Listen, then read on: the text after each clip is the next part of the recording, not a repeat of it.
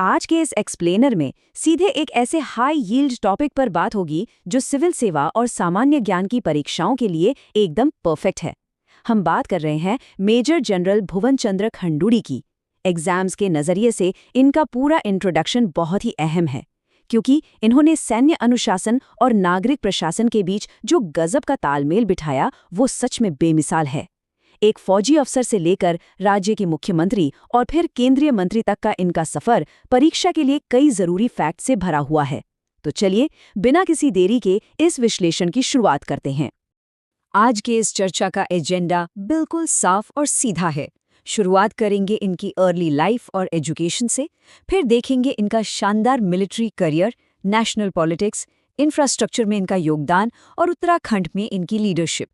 इसके बाद करप्शन के खिलाफ जो इन्होंने कड़े कदम उठाए उस पर बात होगी और आखिर में इनके जीवन के अंतिम वर्षों और विरासत को समझेंगे।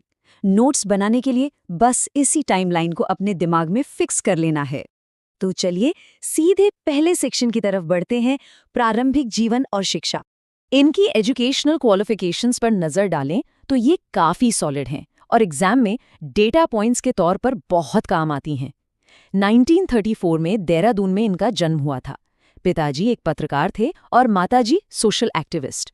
पढ़ाई की बात करें तो इन्होंने बीएससी किया, फिर सिविल इंजीनियरिंग में बीई और एमआईई की डिग्रियां लीं। इसके साथ ही मैनेजमेंट में पीजी डिप्लोमा और लॉन्ग डिफेंस मैनेजमेंट कोर्स भी पूरा किया। सच कहूं तो कॉलेज ऑफ मिलिट्री इंजीनियरिंग और इलाहाबाद यूनिवर्सिटी जैसे संस्थानों से मिली इसी तकनीकी और प्रशासनिक शिक्षा ने इनके आगे के शानदार करियर की एक बहुत ही मजबूत नींव तैयार की। अब आगे बढ़ते हैं दूसरे पहलू की ओर, इनकी शानदार मिलिट्री सर्विस। यहीं से इनकी वो सैनिक वाली पहचान असल में निखर कर सामने आती है। करीब 4 दशकों तक भारतीय सेना में इनका सफर एकदम बेमिसाल रहा। 1954 में ये इंडियन आर्मी के कॉर्प्स ऑफ इंजीनियर्स में शामिल हुए। लेकिन अगर इतिहास के पन्नों में सबसे बड़े माइलस्टोन की बात करें तो वो था 1971 का भारत-पाकिस्तान युद्ध, जहां इन्होंने रेजिमेंट कमांडर के तौर पर कमान संभाली। और फिर 1991 में ये मेजर जनरल के एक बहुत ही सम्मानित पद से रिटायर हुए। ये सिर्फ एक नौकरी नहीं थी, ये देश के प्रति पूरे समर्पण की कहानी है। अब इस साल यानी 1983 को अपने नोट्स में जरूर हाईलाइट कर लीजिए।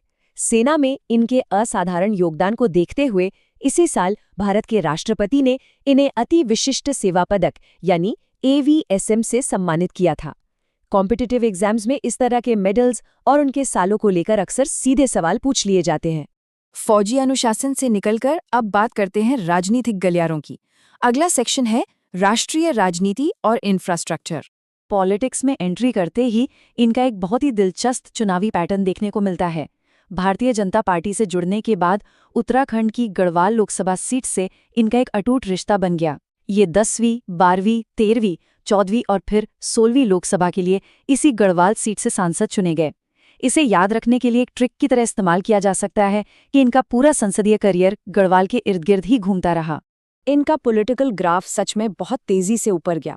1991 में पहली बार लोकसभा पहुंचे, लेकिन सबसे बड़ा टर्निंग पॉइंट तब आया जब साल 2000 में तत्कालीन प्रधानमंत्री अटल बिहारी वाजपेयी जी की सरकार में इन्हें केंद्रीय सड़क परिवहन और राजमार्ग मंत्री बनाया गया। 2003 आते आते इन्हें कैबिनेट रैंक मिल गई और फिर 2007 में ये अपने राज्य के मुख्यमंत्री बन गए। ये तेज तरक्की साफ बताती है कि राष्ट्रीय स्तर पर इनकी प्रशासनिक काबिलियत पर कितना गहरा भरोसा था। अगर एग्जाम की तैयारी कर रहे हैं तो नेशनल लेवल पर इनकी इस लिगेसी को जानना सबसे ज्यादा जरूरी है। इन्होंने ही नेशनल हाईवे डेवलपमेंट प्लान और ऐतिहासिक गोल्डन क्वाड्रिलेटरल यानी स्वर्णिम चतुर्भुज प्रोजेक्ट को जमीन पर उतारा था। देश के महानगरों को जोड़ने वाले इतने विशाल इंफ्रास्ट्रक्चर प्रोजेक्ट के पीछे दरअसल एक पूर्व आर्मी इंजीनियर का ही दिमाग और उनकी कार्यकुशलता थी।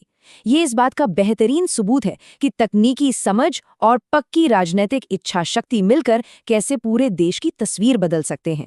केंद्र में अपना लोहा मनवाने के बाद अब रुख करते हैं राज्य की राजनीति का। अगला भाग है उत्तराखंड में लीडरशिप। उत्तराखंड के चौथे मुख्यमंत्री के तौर पर इनके 2 बिल्कुल अलग अलग कार्यकाल रहे। पहला टर्म शुरू हुआ 8 मार्च 2007 को और चला 23 जून 2009 तक। इसके बाद दूसरा टर्म 11 सितंबर 2011 से 13 मार्च 2012 तक रहा। नेशनल पॉलिटिक्स और आर्मी का सारा तजुर्बा यहाँ स्टेट गवर्नेंस में सीधे तौर पर काम आया। इन तारीखों को नोट्स में बिल्कुल मिस मत कीजिएगा, क्योंकि स्टेट लेवल एग्जाम्स में ये अक्सर पूछ ली जाती हैं। सीएम की कुर्सी संभालते ही इनका फौजी अनुशासन सीधे एक्शन में दिखा।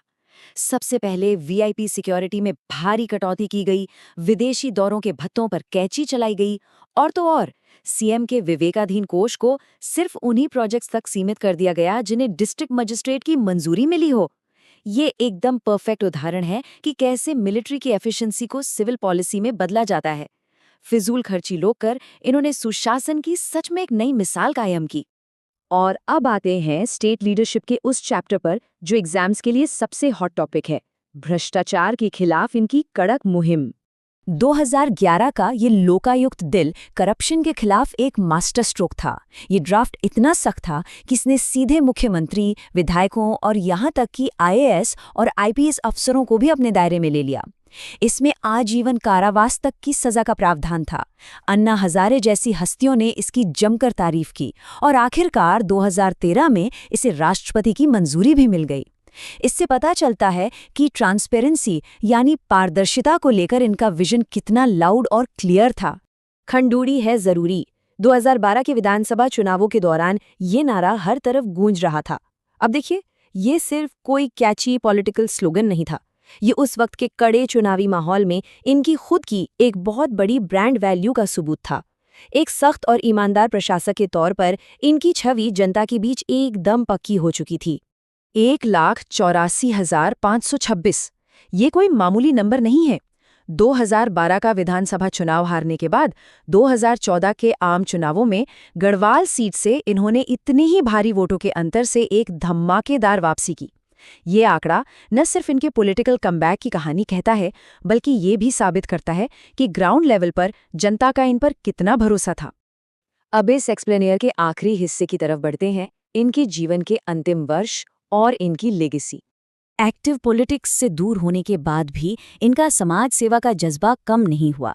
इन्होंने गढ़वाल में 1917 से चल रहे अपने परिवार के एक ऐतिहासिक एजुकेशनल प्रोजेक्ट चंद्र बल्लभ ट्रस्ट की कमान संभाली। इसके साथ ही एक्स सर्विसमैन के वेलफेयर और पर्यावरण से जुड़ी कमेटियों में भी लगे रहे। ये साफ दिखाता है कि 1960 मई 2026 को अपने निधन तक ये लगातार समाज के लिए कुछ न कुछ बेहतर करने में ही जुटे रहे। तो अगर इस पूरी कहानी को समेटे तो हमें दो बिल्कुल अलग लेकिन दमदार पहलू नजर आते हैं। एक तरफ वो समर्पित सैनिक जिन्होंने 1954 से 1991 तक देश की रक्षा की और एवीएसएम हासिल किया, और दूसरी तरफ वो दूरदर्शी राजनेता जिन्होंने गोल्डन क्वाड्रिलैटरल का खाका खींचा और लोकायुक्त बिल के जरिए करप्शन पर कड़ा प्रहार किया। सैनिक से राजनेता तक की ये पूरी जर्नी सिविल सेवा के उम्मीदवारों के लिए लीडरशिप का एक परफेक्ट क्रैश कोर्स है। और जाते जाते सोचने के लिए एक बहुत ही जरूरी सवाल, कठोर सैन्य अनुशासन असल में किस तरह एक नेता के सिविल गवर्नेंस और नेशनल इंफ्रास्ट्रक्चर को देखने के नजरिए को पूरी तरह बदल देता है। इस सवाल पर विचार जरूर किया जाना चाहिए, क्योंकि बीसी खंडूरी जी की जिंदगी इसी बात का एक जीता जागता सबूत है कि फौज का वो कड़क डिसिप्लिन ही हाईवे बनाने से लेकर करप्शन मिटाने तक के बड़े फैसले लेने की ताकत देता है। आज के इस एक्सप्लेनर में बस इतना ही। इन सभी फैक्ट्स को अपने एग्जाम्स के लिए